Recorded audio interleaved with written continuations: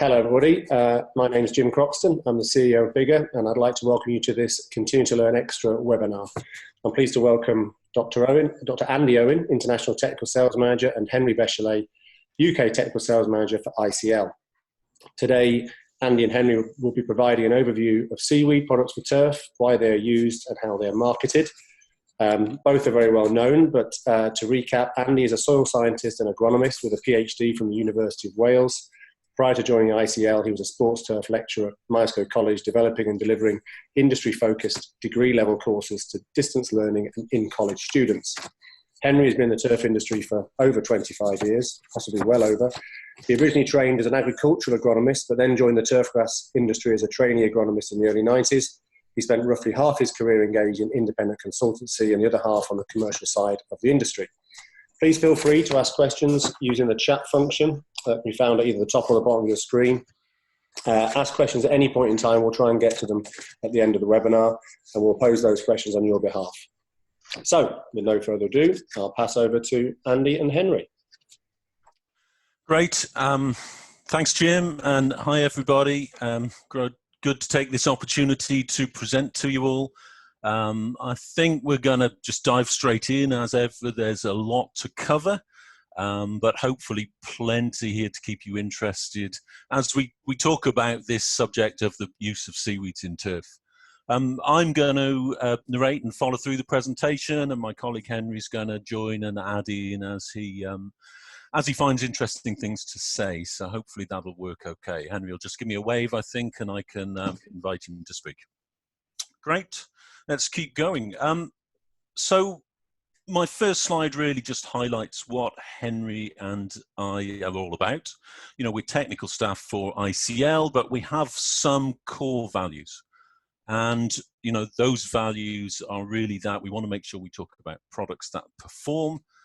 We want to make sure that any claims we make about our products are based on research, hopefully extensive research.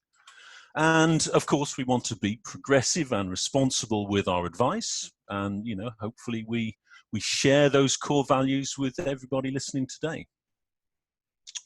We're talking today about seaweeds for turf. And I'm going to ask Henry, do you want to make a comment in there? Yeah,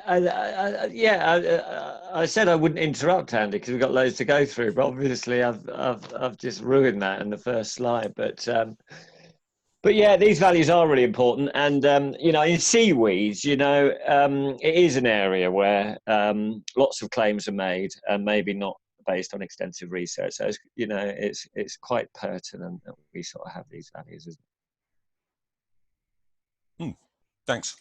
That's good. We've got an interesting place to start, actually, and I want to start with some survey results.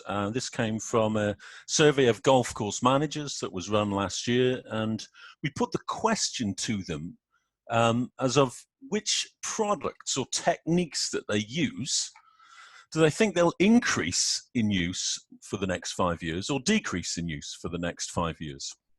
And the results were quite stark that came back. Presented there for you on the screen, and there was a large proportion that said they potentially wanted to increase the use of biostimulants and organic products and wetting agents, and decrease the use of fungicides. And I don't know whether that's the same for everybody listening today, but it certainly is an interesting sort of thought.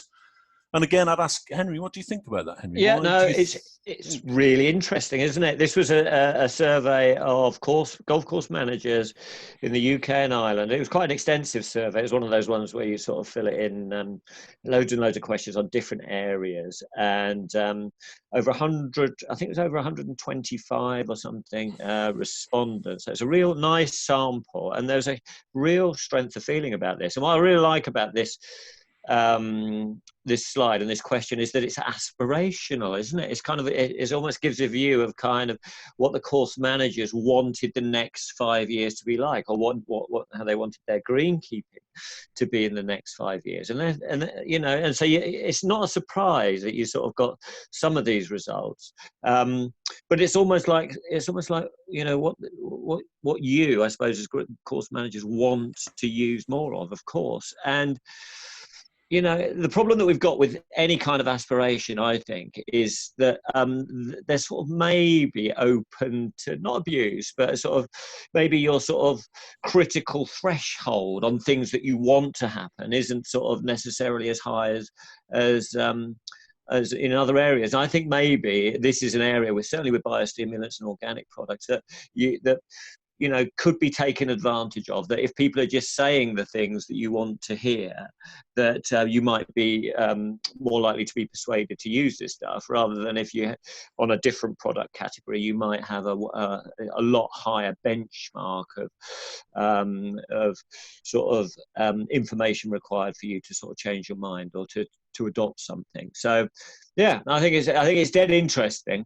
certainly, and but maybe sort of maybe open to abuse. I'm not sure. Thanks. Obviously, biostimulants are the top category there, and we would class seaweed as a biostimulant product. So where do they fit in terms of what we do? It's interesting to go back to basics, think about producing a really good quality piece of turf. And to produce a really good quality piece of turf for use in sports, well, we need to start with good genetics, and we need to make sure we're utilizing, obviously the right species, but the right cultivars of that species as well to give us the best performance. If that grass is going to thrive, then obviously it needs to be in adequate amount of light and in full air availability so that it can photosynthesize to produce energy, and then it can use that energy with oxygen for the cells to respire and for the plant to function. Every species has a preferred temperature range. Ideally, we're operating within that temperature range, else we'll start to get problems. And hopefully it's growing in a supportive soil or professional root zone.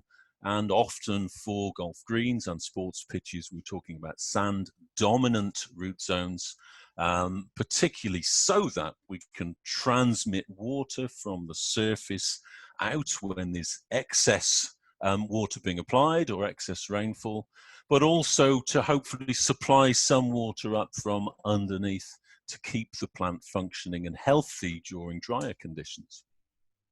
Of course, added to all those things is the supply of nutrients, both the macro and micronutrients, the essential nutrients at the amounts they're needed in the turf. And, really this is what ICL are about, supplying good quality nutrition so that we can keep the plant healthy and functioning.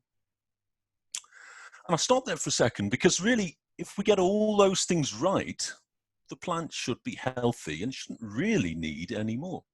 But the problem is, with managing turf, we put our surfaces under stress, often through maintenance and cutting heights, through use, through wear, and sometimes we're operating in environmental conditions, maybe high temperatures or low temperatures, or perhaps with a deficit of water where the surface becomes stressed. And it is in these situations that the application of biostimulants can be useful.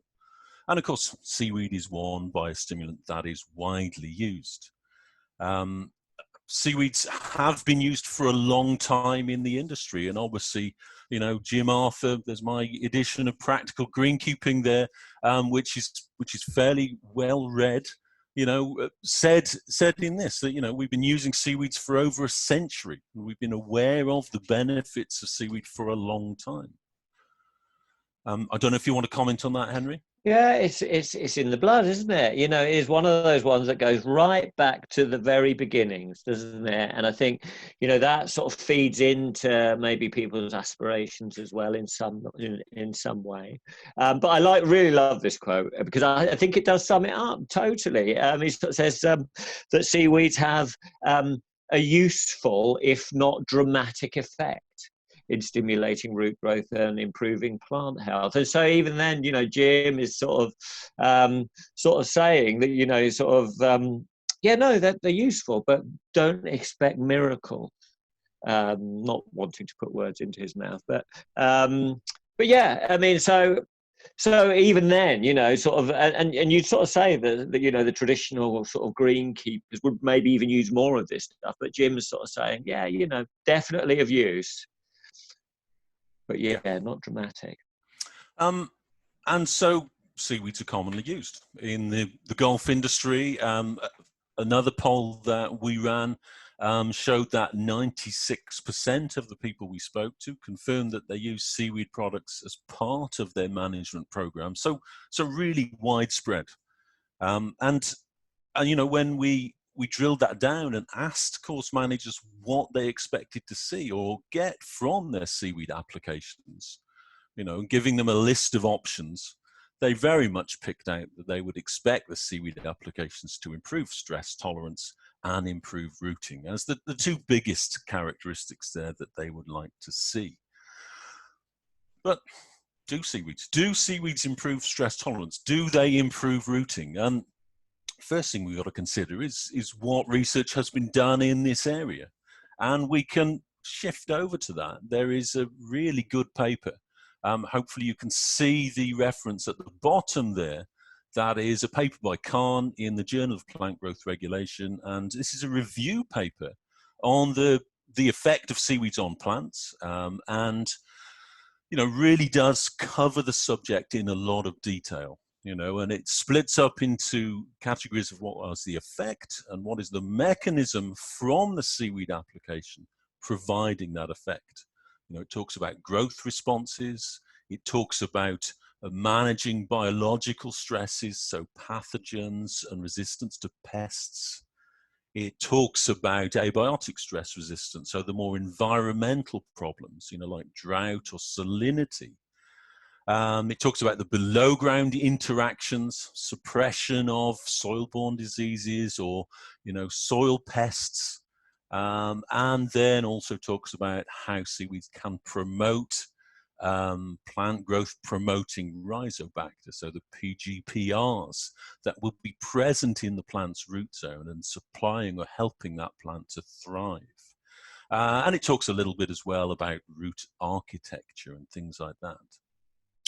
It's a really good paper, and it is a review paper, and there are one or two issues with it. I'd recommend that anyone interested would read it. But, you know, the issues are, well, one, most of that work has been done on agricultural crops. There's some work in there on turf, but, you know, can we say it's the same across the different crop types?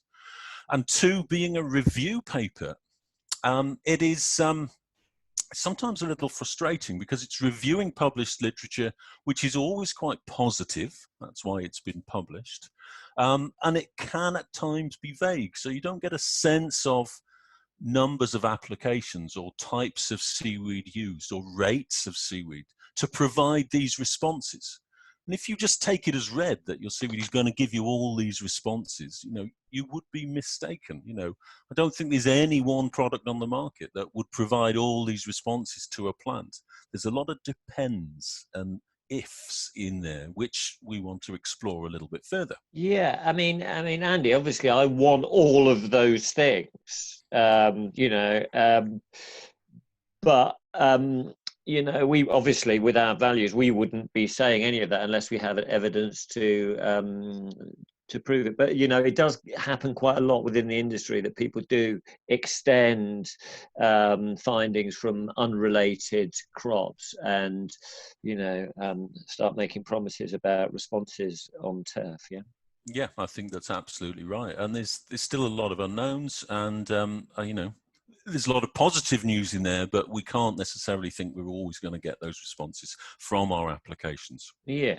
So we look at that paper a little bit further and say, well, what is it in a seaweed that makes a useful turf biostimulant? And there's a number of component parts. Actually, it's quite complicated, but seaweed extracts or seaweeds can be a source or are a source of macro and micronutrition. You know, they contain amino acids, particularly the betaines and proline, which help, you know, improving abiotic stress resistance or, you know, adjusting the osmotic potential in plant cells. They contain a range of polysaccharides, complex sugars, if you like, which are quite unique to seaweeds. And these also can have an effect on plants when they're applied. There are definitely plant hormones there, auxins, cytokinins, important in plant growth and development, and a range of lipids or sterile materials, which potentially are important for things like membrane integrity and how nutrients and other components transfer across and into roots and across cell membranes. So there's a lot going on in the seaweed. Yeah, there's a sort of potentially a lot of active biochemistry in there. And again, this is kind of what happens, isn't it? In sort of literature and stuff like that, is people will say that there's betaines in there and stuff like that, and then extend a finding about betaines on a completely unrelated situation and start sort of saying that you'll get this response out of it. But it is true to say there is a lot of biochemistry, potential biochemistry in seaweed extracts, isn't there? Yeah, and of course there is the issue that people never talk about. It's in the seaweed. It needs to be removed from the seaweed into the extracts, and then it needs to go from the extract into the turf plant. And there's a couple of steps there that are not necessarily always successful. So despite having this range of bioactive molecules, we have to be aware that seaweeds can have a direct effect on the plant, or potentially an indirect influence, in that you can apply to the plant and the molecule gets taken up and it forces a change or a functional change within the plant. But it could be equally, applied to the soil around a plant and affect the microbiology of that soil, which then causes an effect in the plant. And so, there are direct and indirect influences, and it's really difficult to separate out one from the other. And that was in Jim Arthur's quote, wasn't it? The sort of not dramatic effect on the plant and the soil. He was saying that. Yeah, exactly right. So that comes to the next thing that I think you've gathered from the points we've made. There are lots of seaweed products out there, but we have to understand that they're not all the same. Okay, there's a range of commercial products available, and these are going to vary depending on the sea plant variety, which will be growing in different environments, depending on how those plants are harvested, depending on how then that plant is extracted to provide the solution we put into the turf. And then, of course, seaweeds rarely sit in a bottle on their own. There are additional components which will play a part also.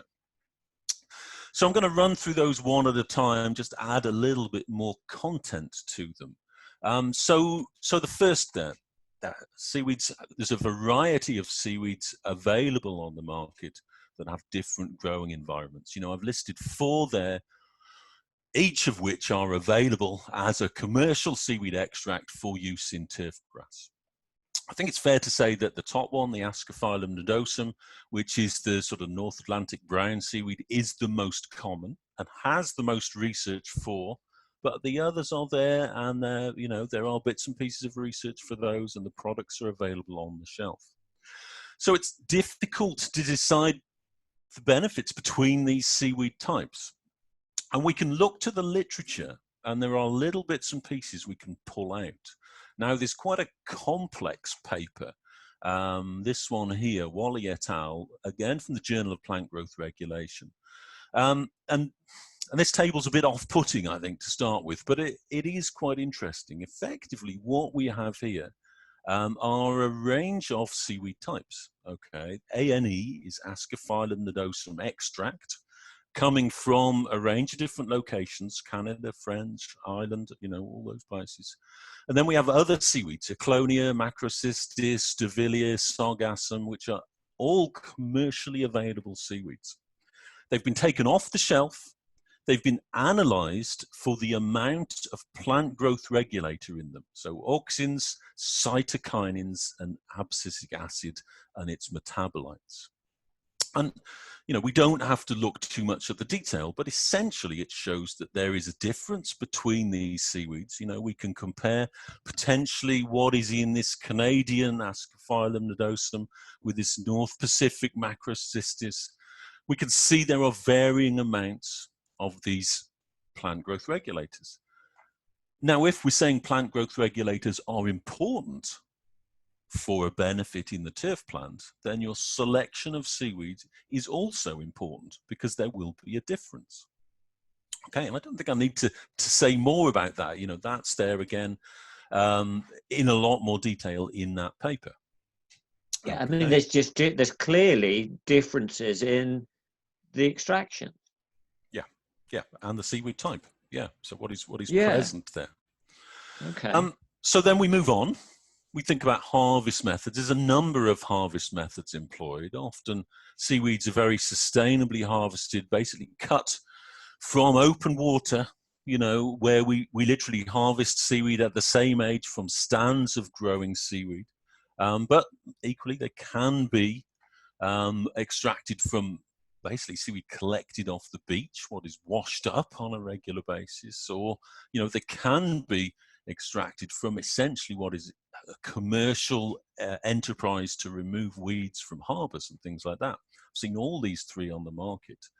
That's going to make a difference. It will certainly affect how consistent a seaweed product might be, because there could be varying amounts of seaweed types, or the age of different seaweeds, or contaminants within there. So there's a difference depending on the harvest method.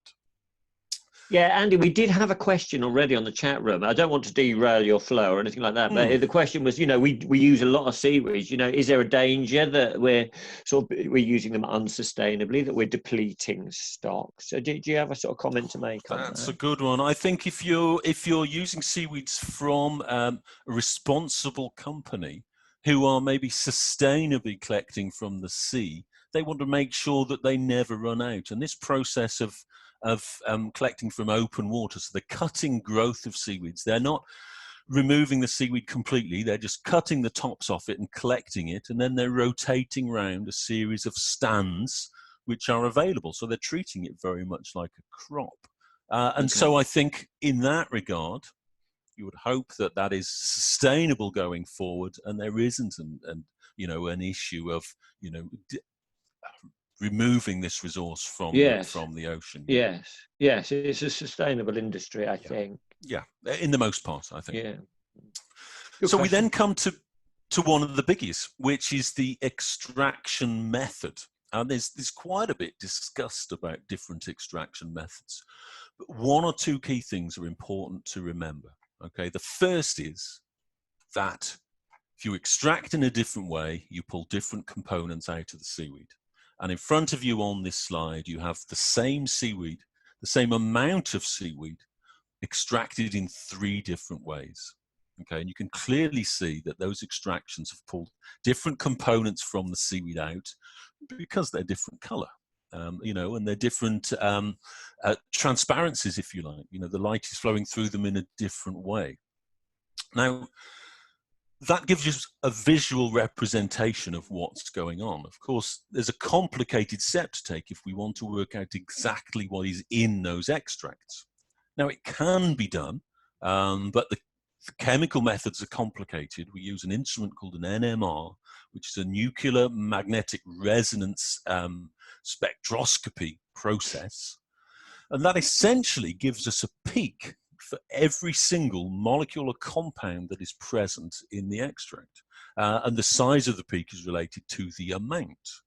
Okay, and this work just shows in a snapshot, if you like, that different extractions, an alkaline extraction versus a cold extract, provide you with a different footprint or profile or fingerprint of elements or compounds that are present, okay, as part of the extraction process. So, different components in there, it will make a difference to how the turf plant responds. And we can come through to this other paper here in Acta Horticulture, which looks at Ascophyllum nodosum and looks at different extracts of that product. It does hot and cold extractions and it effectively says that a high temperature extract provides greater levels of antioxidants. Okay, those greater levels of antioxidants confer a benefit to the plant in abiotic stress conditions. Okay, the experimental work was carried through, but the key point there is that the work demonstrated there's a significant level of specificity to extraction type. Okay, paper also mentions that the cooler extracts were slightly better in abiotic stress situations, so helping the plant benefit over some pathogen, some disease pests.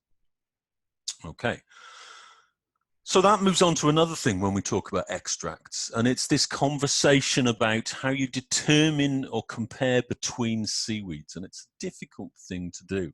I want to illustrate with this figure that we can have a starting volume of seaweed and we can extract it in a particular way, and that will give us an amount of seaweed concentrate.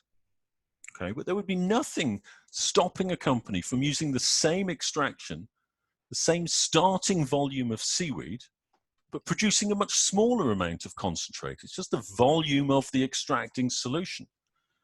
Yet if we then sell onto the market something that says 20% seaweed extract, well, obviously, hopefully you can see that depending on whether we take 20% of that or 20% of that gives us a difference. But in reality, comparing between seaweeds by what's on the label is not very productive. It's a better way to compare the percentage seaweed solids, okay, than the amount of extract.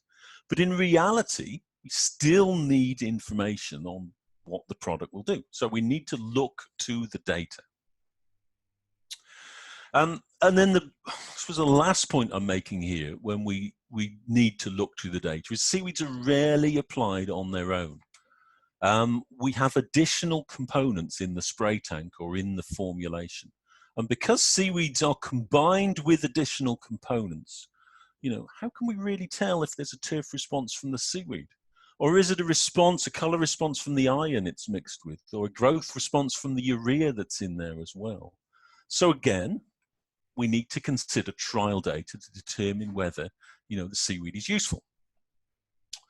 And so that moves us on to the second part of the presentation, which is really this consideration of trial data. Now, ICL take trial work, you know, it's an important part of what we do. And, you know, we've linked up with the Royal Holloway University. We're sponsoring a PhD there, looking at the effects of soil biology, looking at the effects of seaweeds on soil biology. And some of you will have heard Tamsin speak. She's spoken for us a few times. She's spoken at BTME, Continue to Learn, the last couple of years. She's hoping to speak there again next year, assuming that everything's fine with that, and give updates to the industry about her work.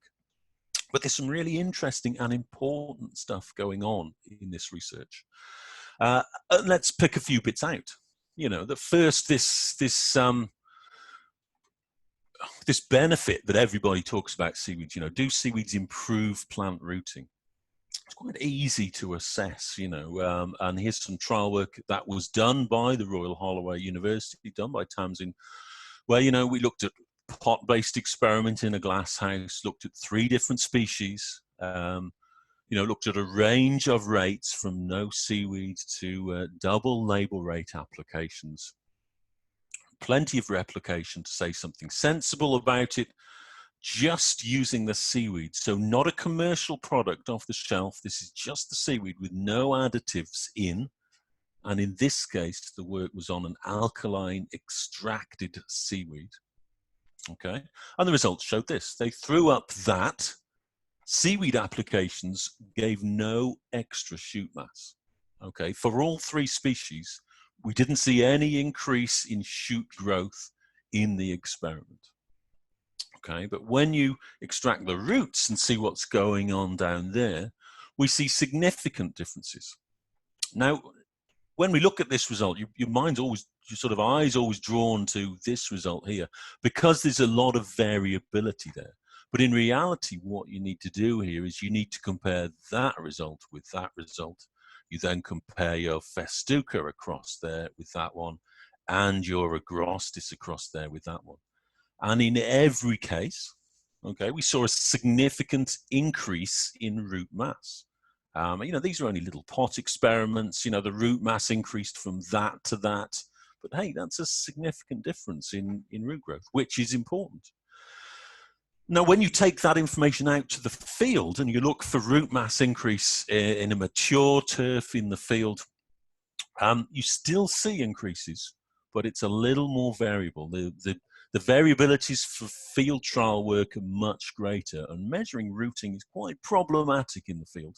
But, we do see it on occasion, and again, we got some good results from this trial which showed increase in rooting, but you don't always see an increase in rooting, particularly for mature grass, for established grass. You'll often see it for new growth and early growth.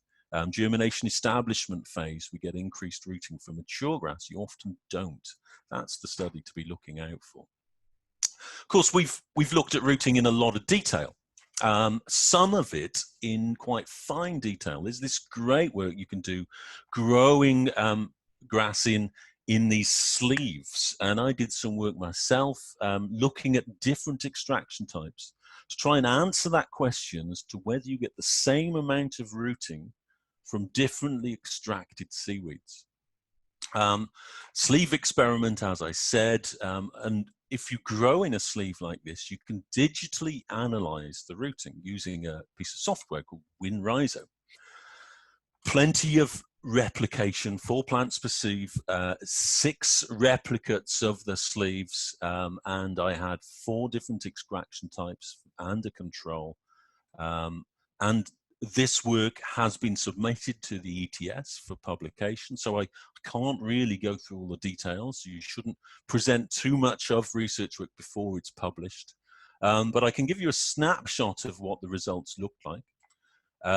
When measured with WinRhizo, this great piece of software that basically scans the rooting and tells you how long your roots are, how much root branching you've got, the thickness, the volume of rooting, and all these other interesting parameters.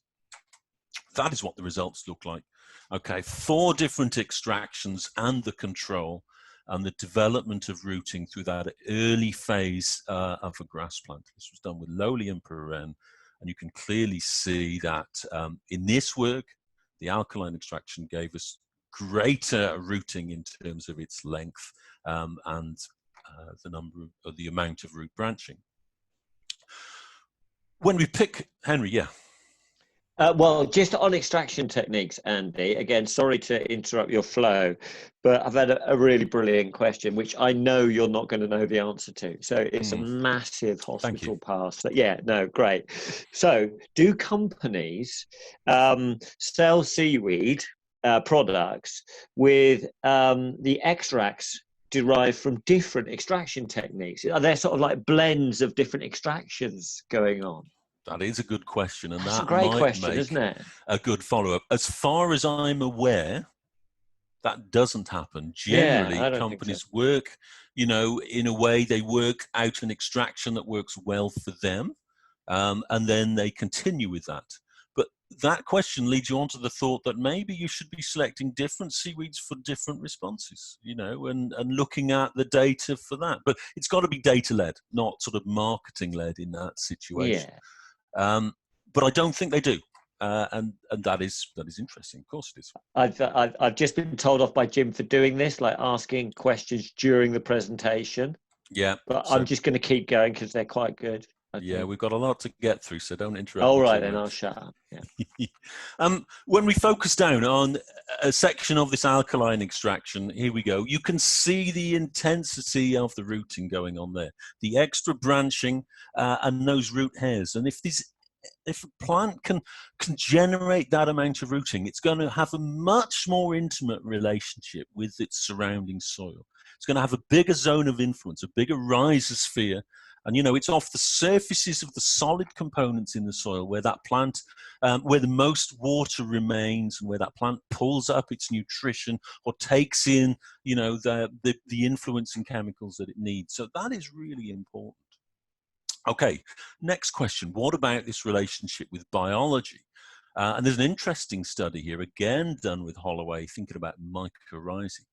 Again, growing plants quite simply in small pots, but in this case, with and without a commercial mycorrhizae, and with and without seaweed applied. And I've only really just got hold of this data, so you know, we haven't got too much to say, but the results looked a little bit like this. So this is Lolium perenne, rooting, and the amount of colonization by mycorrhizae. So a commercial mycorrhizae applied as a powder, you know, to an establishing plant achieved about 15% of the root colonized by the mycorrhizae. That's a good thing. You know, we want mycorrhizae to colonize our plant roots. By adding in seaweed to that, we nearly doubled the amount of colonization. Okay, which is an interesting result. If you're going to use a commercial mycorrhizae powder, an application of seaweed looks like, and again, this was an alkaline extracted seaweed, but it looks like it will help. But the result that astounded me was that the seaweed on its own gave better root colonization. Now, those grass plants were grown in sand and soil, so there would be spores of mycorrhizae in there, and it looks like that the natural mycorrhizae, rather than the added ones, can benefit more from the seaweed in that case. And there could even be some antagonism between the commercial mycorrhizae that is added and the natural mycorrhizae that is present. But we haven't got to the bottom of that. It's just one of those really fascinating bits of work that Tamsin's working on currently, and I want to know more. I want to see what's going on there. Okay, keep moving. So we talk about abiotic stress a lot and stress management. Well, there's lots of claims made about seaweeds on this, you know, drought, salinity, temperature. And most of the work is from agricultural crops. So, you know, there's some work on turf as well. There's less work on biotic stresses, so pests and pathogens. But again, there is some, most of it on agricultural crops.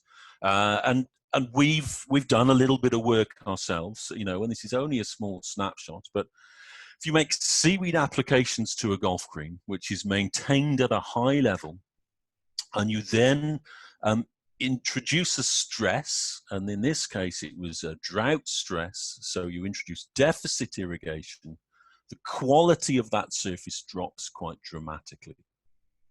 By making seaweed applications before that stress occurred, you can slow down the rate at which that stress affects the turf. So this is for a seaweed extract, an alkaline extraction, you know, but there's a really critical thing to say here, and that is, you know, the seaweed is not, you know, a get out of jail free card. It is still, you know, we're still seeing a dramatic reduction in plant health. And so the critical thing here is the deficit irrigation. That's what's causing the problem. But the seaweed is helping a little bit, but not providing you with a solution against that drop in quality, or a complete solution against that drop in quality. Okay. And I'll keep moving. Okay, so let's also link up back to the Royal Holloway work and this issue of seaweeds against parasitic nematodes. A great trial done on a golf green that had nematode infection. Took cores, split those cores in half, treated half with water, treated half with weekly seaweed applications, and counted the nematodes at the end of the experiment. Okay, focused on the plant parasitic nematode Helicotylincus, which is an ectoparasitic nematode. The results of the nematode counts were interesting. We got very few of this type, so we'll ignore that. You know, in this PPN here, we seem to show a significant drop in nematode numbers when we applied seaweeds, but we've got huge error bars going on. And of course, we see that variability because nematodes are a biological stress, and that is generally random across an area.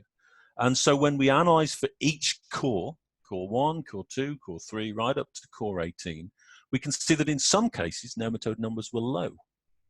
But when we put a threshold on of where we might see nematode damage, in every case where nematode numbers were high to start, we saw a significant reduction with the application of seaweed.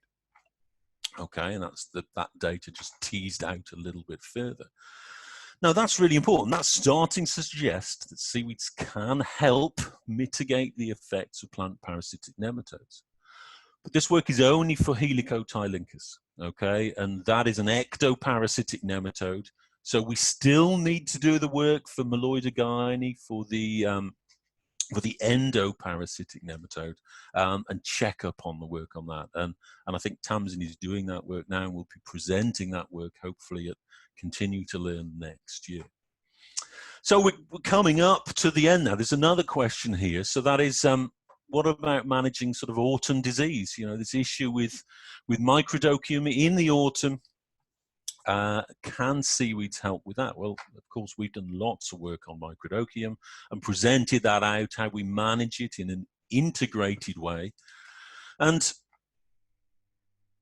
you know, it was interesting. We've obviously looked at seaweeds, and so I just show this graph. This is amount of disease, obviously increasing there, up to a mean of nearly 30% in the control plots. Okay, and if we treated, or we did treat that area with 4 applications of seaweed through that disease period, we saw this. No difference. Okay, so in this case, seaweed applications made during that disease pressure period didn't help with the management of microdochium on this site.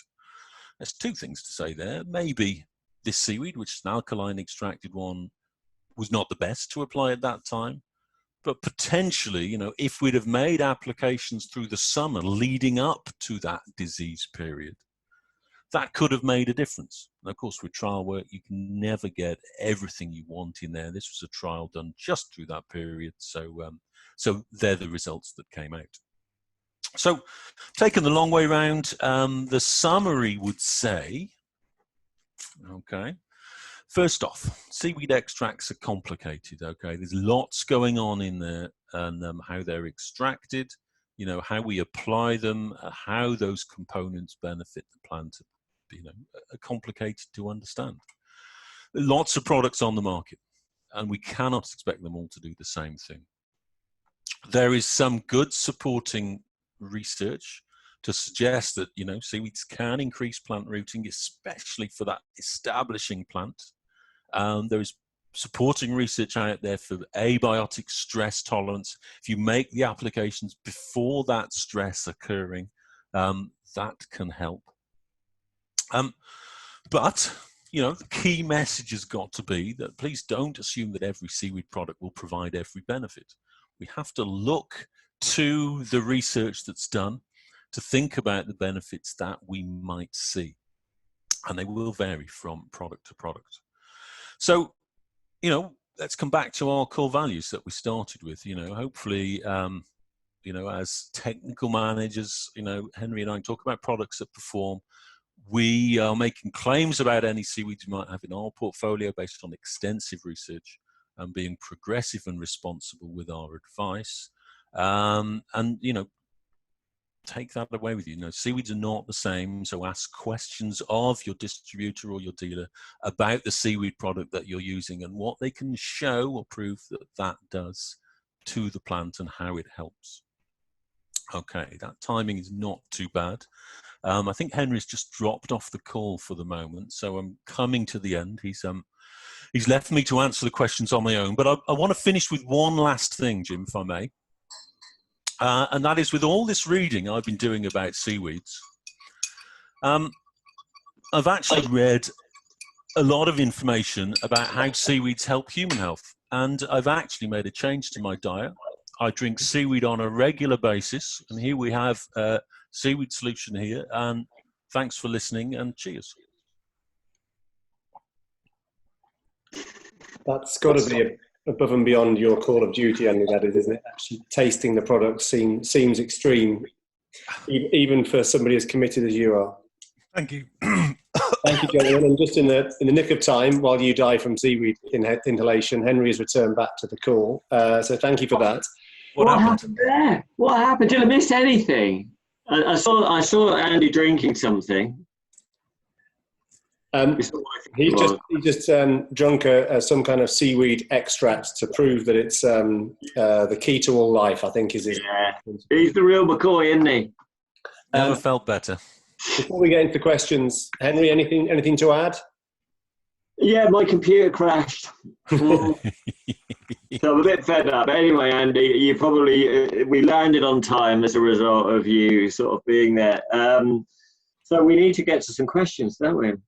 We do. I've enjoyed listening to it, but as usual with technical webinars for this industry, understood little. I do have some questions that were sort of submitted earlier. But Henry, do you want to just attack 2 or 3 of the ones that we've had submitted? Yeah, can do. There was another hospital pass for you, Andy. I'm not asking you the easy ones. I'm just picking up the ones that I don't even know what they mean. Okay. So there was one about the sort of spectral kind of, the sort of, whatever you called it. What was it called? I enjoy listening to it. The nuclear magnetic resonance spectroscopy trace. Excellent. So we had a question that says, why NMR over GCMS or LCMS? Yeah, so they would be other ways of mass spectroscopy to measure the number or the chemistries in a solution, if you like, and I think NMR gives a wider range or a wider spectrum of compounds that are in there. But I'm not a chemist, obviously. We accept this information that comes from the labs. We discuss what is wanted to be done, and they suggest the best way to do it. I would imagine that GCMS particularly would give a useful trace. I'm not sure that the liquid, what it stands for. Don't worry. Liquid chromatography wouldn't be as effective, or sorry, the gas chromatography as the mass spectrometry. Brilliant. Good Excellent question, though. Yeah. So there was another question that said, "Can you recommend any good papers on seaweeds and nematodes?" And so we're going to have to sort of probably take that offline. But with the work that Tamsin's doing, I'm sure there's kind of loads and loads of stuff that we can point at better in the direction. There are 1 or 2. I mean, there has been some fairly robust work done on tomatoes and tomato cyst nematode to show that seaweeds have a benefit in that crop. And so I've got those papers, and I'd be happy to share.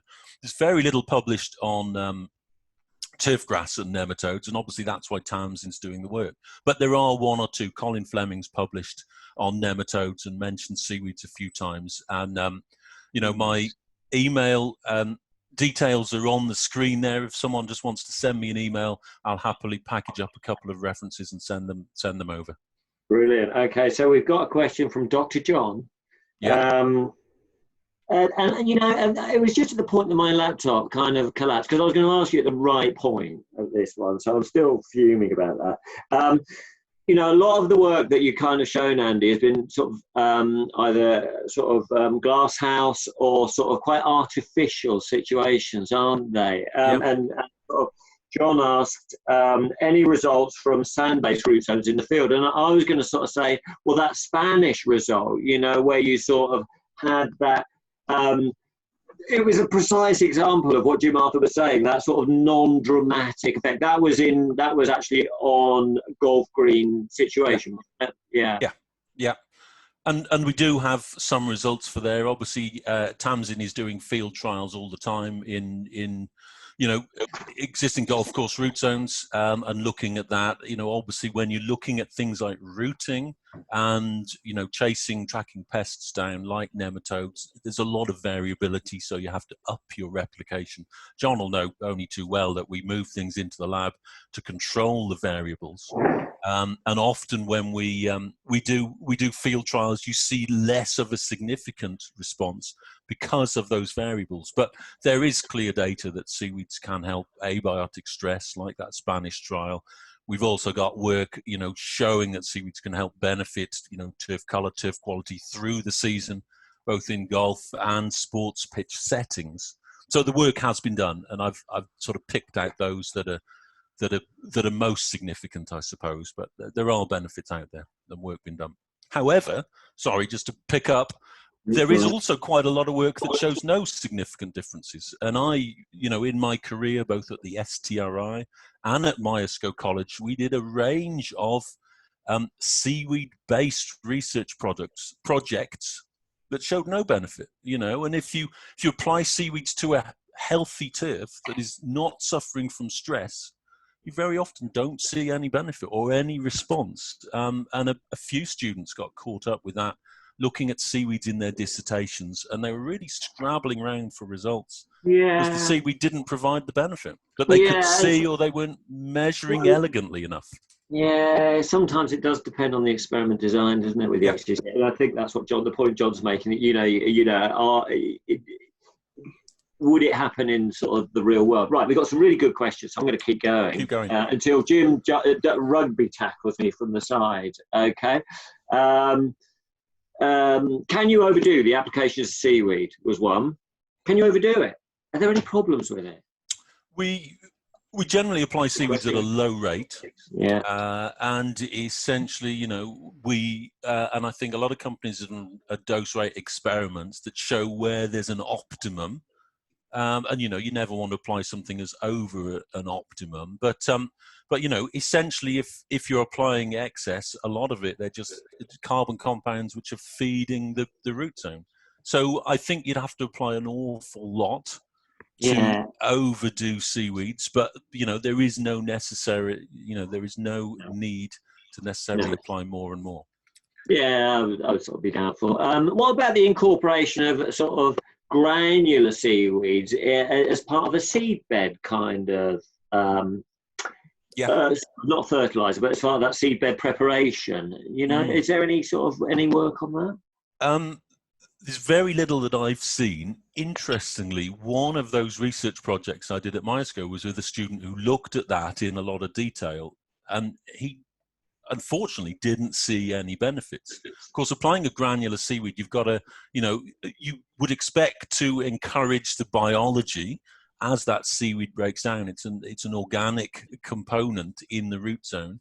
But again, if other things are supplied in terms of moisture and nutrition, what benefit are you trying to get? I guess it'd be interesting. More work needed on that. Yeah, definitely. Right, so I'll keep going. What was the other one? Feel free to answer one yourself, by the way. No, honestly, look, I just listen to every word that you say, Andy, and just kind of think, oh, what a great answer. And whereas I just rattle on like I'm doing now. So come on, we'll trust you as being the sort of, the fountain of all knowledge.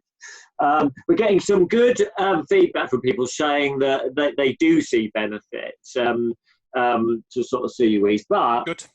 We've got a question here, so it says, which is the nub of it, really, Andy. Which is every rep. So this is from Ash. Well done, Ash. He's asked the pivotal question. Every rep will say their seaweed product is the best, but is there an industry standard to go by, or can they just chuck everything in? So. Yeah, that is a good question. There is no industry standard to go by. And so, you can select seaweeds off the shelf, market them and push them out how you would like. But we are getting new regulations coming in that are going to try and put some kind of, sort of regulator on it. So what's going to happen with those, there are new EU fertilizer regulations coming in, and for the first time, biostimulants are part of that regulation.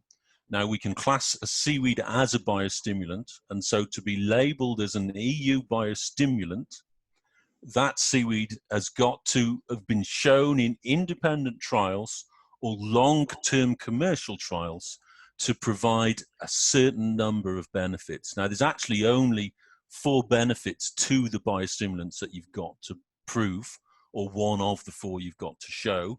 But if you can demonstrate those results, then your biostimulant becomes an EU certified biostimulant and will sit on the market with an EU kite mark. So coming in the future, we'll probably see 2 tiers of products on the market.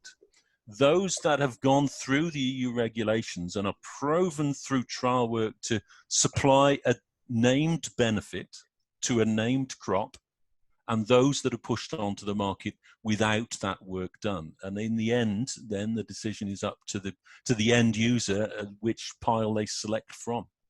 Okay, two more questions because we're coming to the end of the time now. Sure. And the penultimate one is the one that I wanted to ask you, but it's actually been asked from Ed at Trentham. Hi, Yep. Ed. How are you doing? Ed. So, is seaweed better applied through the leaf or to the soil, Andy? What are we aiming at when we're spraying it on? That is a good question. Cheers. Most of the trial work we see applies the seaweed to the roots of the plant or to the soil root zone. Okay, that does mean that part of that seaweed is influencing the rhizosphere, which is having an indirect effect on the plant. You obviously can make foliar applications of seaweeds, and we're still examining the difference between foliar and root applications. There are responses to foliar applications. There is a thought that some of the compounds in seaweeds don't enter the leaf very well and aren't very mobile through the plant from the leaf part. But, I'm still looking for research on that, and we still need to learn more. My general advice is apply to the soil and let them be taken up that way, because that's where most of the research has been done. Certainly all that increased rooting we're seeing from soil applications rather than foliar applications. Great, very good question, Ed. So we've got a question from Ian now. We'll call this the last question. Sorry if we've missed out. We maybe have a look through and sort of get handy to answer them all.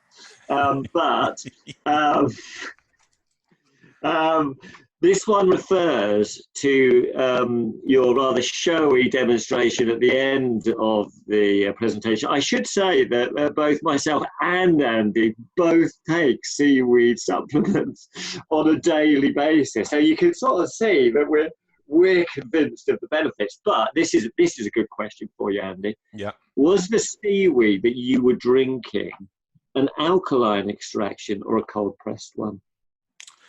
It was actually neither. Oh. It was a powdered seaweed version, which has been shown to provide some benefits through some independent trials. And so I used a powdered supplement stirred into water. So I'm expecting my internal biology to make use of that. Yes, and to provide the will benefits. Be dancing, won't it, at the moment? And what species of seaweed is it, by the way? So it's a brown seaweed, a laminarin species, which looks to provide the best benefits for some human health factors that I've spotted. There could be others. Yeah, I looked at my package and it's bladder rack that apparently I'm taking, which kind of makes total sense. Anyway, Jim, save us from this right now. Jump in and thanks for all your questions. That's been great. Andy, thank you. That has been fantastic. It's been really, really great. And I hope you enjoyed it. But Jim, it's your job to finish up. And Andy, you've got to flick on the slide, haven't you? Thank you very much, Henry. We were in danger of there being sort of very little Henry nonsense in the overall webinar, but you managed to claw it back at the end. Thank you for thank you for doing my job as question master. You were infinitely more qualified than I to talk about some of the technical aspects of the seaweed product. And genuinely thanks both of you for taking the time and all the time to prepare this presentation. The feedback already has been excellent and the numbers were really, really good. And of course, this webinar will be on our website in the very near future. Later today, we would hope for all our members to see. As you can see on the screen, all those watching, there is a CPD code awarded for taking part in today's webinar. It will be available on the members area of our website in the next few hours. Thanks everybody who's joined the webinar. I hope you've enjoyed it. Please give us some feedback either way. And for details about future Continue to Learn Extra webinars, which it sounds like Henry and Andy have already identified at least one or two topics during that webinar that they want to present on in future. So it may include the Deadly Duo again. Please visit our website. The What's On page has the details of all our Continue to Learn Extra webinars. Thanks everybody and good evening. Thanks everybody.